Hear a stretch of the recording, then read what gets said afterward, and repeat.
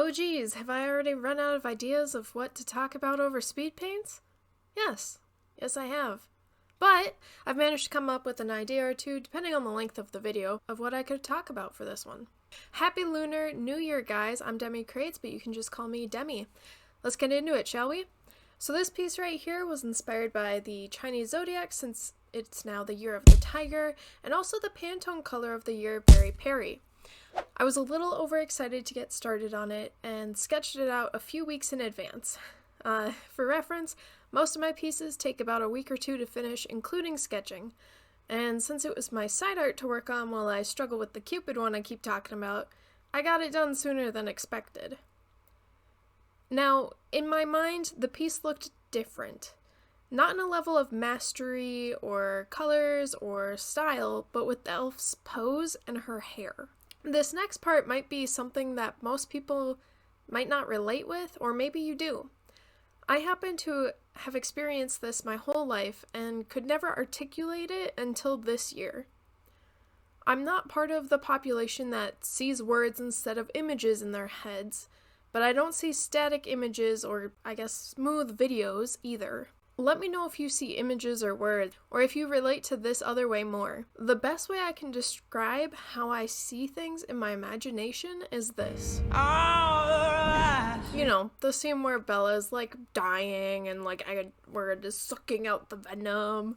But that's how I see things. Basically, like a lot of pictures sort of shifting and nothing's ever still. And if I try to look closer at what I'm seeing, it's like one of those crazy editing styles where the image is jittering all over the screen, so I never have a perfect still image in my head. And whenever I do, it only lasts for a few seconds. As far as the Cupid goes, I'm still working on it. I have been severely debilitated with the rendering of its wings, so much so that I created this year-inspired piece so I could keep creating. And now that the piece is done, I am paralyzed when it comes to working on my art.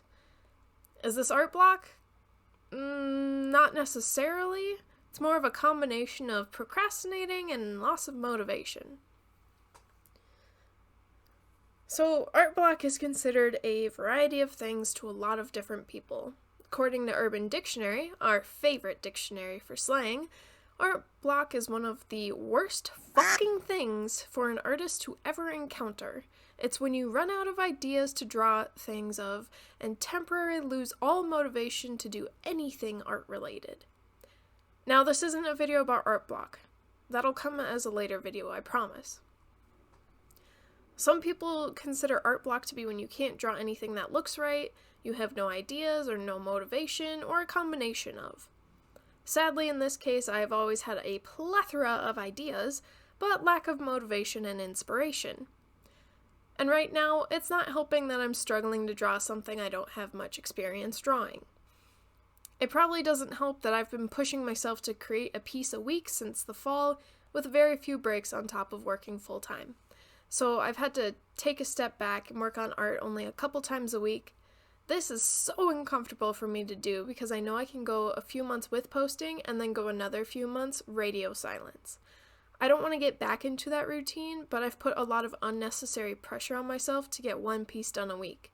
I think going forth, I need to think less about posting on social media and instead just ride however long a piece takes me. I don't want to stretch myself too thin and extremely burn myself out. Hopefully none of you watching this are going through a creative block, and if you are, don't worry, it's not permanent. And if anybody has tips about getting through creative blocks, let me know in the comments so I and others can get through it a little quicker.